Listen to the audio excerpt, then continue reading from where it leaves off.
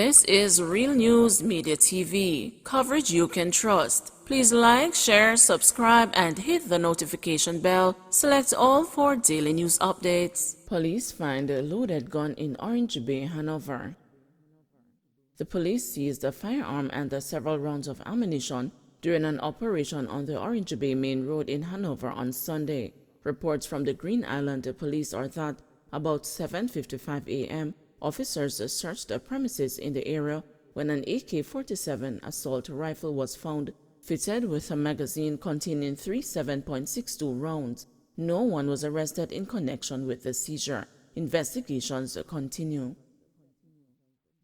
Female pillion rider injured in Mandela Highway collision. At least one person was injured in an accident on the westbound lane of the Mandela Highway in the vicinity of the Nestle Group of companies on Sunday.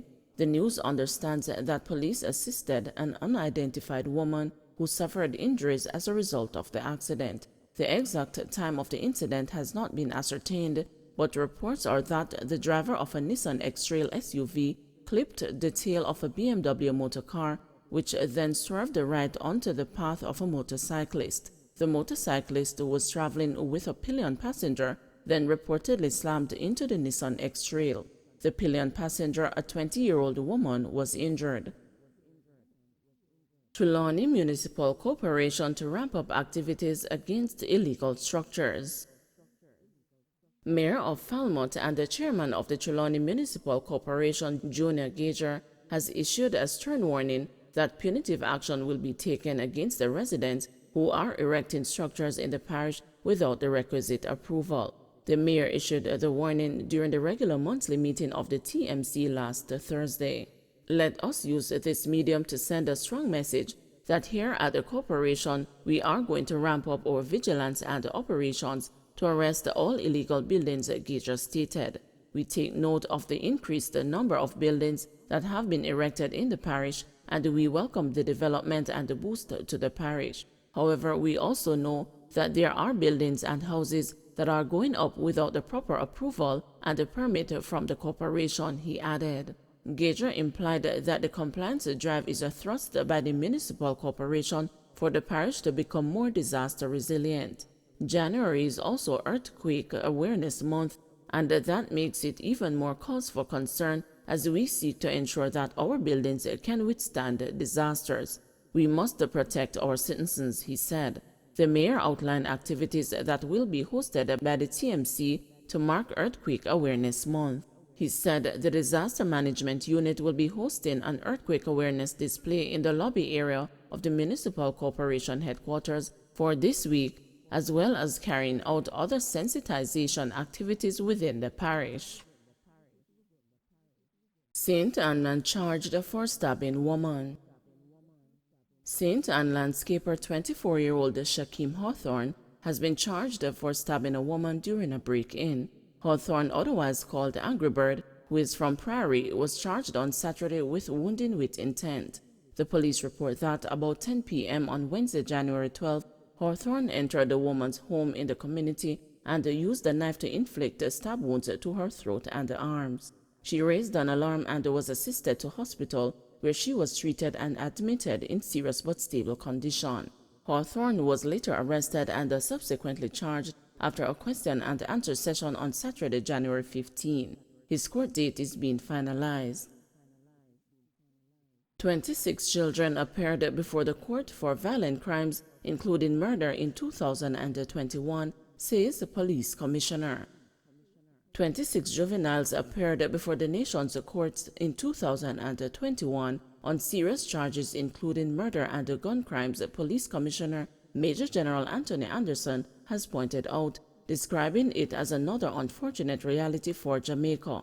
Anderson made the statement at a Jamaica House media briefing on Sunday, where the government announced a zone of special operation for violence-plagued communities in South Savannah-Lamar, Westmoreland. Of the 26 children placed before the courts for violent crimes last year, Anderson said a number of them were members of gangs. Also last year, 30 of the persons who were charged for murders, shootings, illegal possession of firearms, and other crimes were able to commit other offenses whilst on bail, Anderson said. He told a media briefing that since the 6th Zoso was declared last week Sunday in Parade Gardens in central Kingston, which has been rocked by gang warfare for an extended period, residents have had some respite from the ongoing violence. Anderson said that the heavy deployment of security forces, backed up by a suite of operational activities, have had the desired effect of reducing the freedom of action of gangs and thereby reducing to some degree the fear within the community. The commissioner disclosed that 18 of the 20 persons of interest who were being sought by the police have been interviewed and 2 remain in custody. We are also seeing signs of former rivals being willing to come to speak to each other when facilitated by us, Anderson revealed.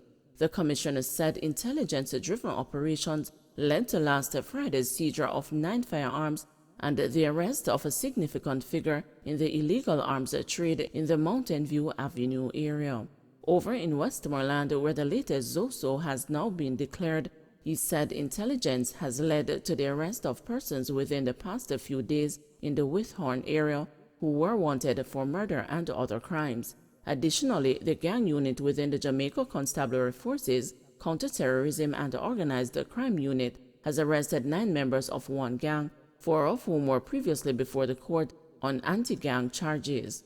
Yet Anderson lamented that despite the efforts of the police, Westmoreland in 2021 recorded 128 murders, an increase of 60% when compared to 2020 and the 4th largest of all police divisions. He said murders in Westmoreland were mainly due to gang conflicts and the propensity of gangsters to settle differences with extreme violence and with the use of illegal firearms. The commissioner noted that 2022 has started in a similar way, and so we're responding accordingly. It is in the context that the Zozo has been declared. The zone encompasses the epicenter of gang activity in this part of Westmoreland, said Anderson, while noting that the area is among the top 10 communities with the highest number of murders in the country. The top cop said poor infrastructure and the blight have served to increase the community's vulnerability and raise the level of concern on the circumstances of this relatively small but significant community. He shared that during a recent visit to the area, it was obvious that the fear factor in the community was real, with residents of the Darling Street and the Dexter Street areas suffering from violent fatigue. Come get your goats. The police in the parish of St. Anne are urging residents who had their goats stolen recently to see if they are among 2 now at the St. Anne's Bay police station.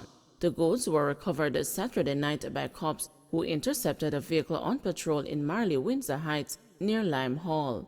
According to the police, 2 men, suspected goat thieves, ran from the vehicle when lawmen approached. The goats were found during a search of the vehicle. It is possible they ran for other reasons because we have information as to who one of them is. But if the goats are legal, they would not run, Deputy Superintendent Kevin Francis told the news. The vehicle in which the men were traveling was seized, and the police say they are following strong leads in the case.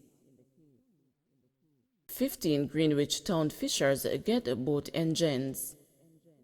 15 fishers from the Greenwich Town fishing village in Kingston are now the beneficiaries of new boat engines, which will enable them to expand their capacity for income generation and employment. The engines were provided under the Government of Jamaica's Integrated Community Development Project 2, which is being executed by the Jamaica Social Investment Fund.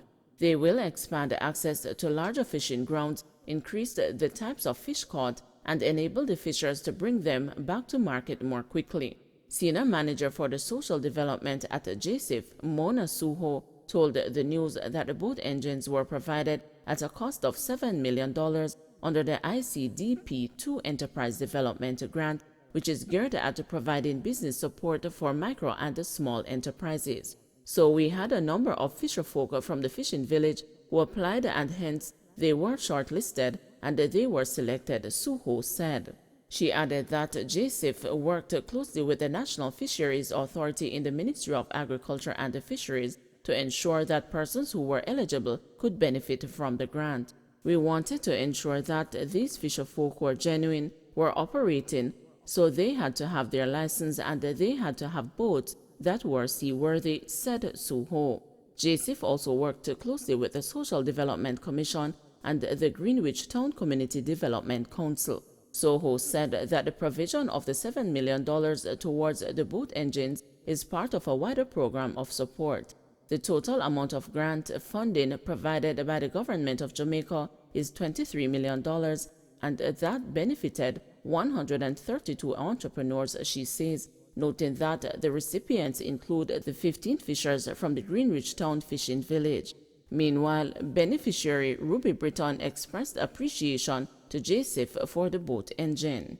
"I was so surprised and happy at the same time," Britton said, adding that it will be a major benefit to her business. The ICDP2 is funded by the government of Jamaica for $1.9 billion and is being implemented over the period April 1, 2020 to March 31, 2023. The program aims to enhance access to basic urban infrastructure and social services and contribute towards increased community safety in selected economically vulnerable and socially volatile communities in Jamaica. It targets 7 communities across 3 parishes. These are Greenwich Town, Augusttown, and Denham Town in Kingston and St. Andrew, Norwood, Salt Spring, and Anchovy in St. James, and Treadlight in Clarendon. The main objective of this project is to improve the quality of life of residents by expanding their access to basic services such as water and the road networks. It also includes a range of social services to include livelihood development projects and, of course, enterprise development grants, Soho said. Don't forget to like, share, subscribe, and hit the notification bell. Select all for daily news updates.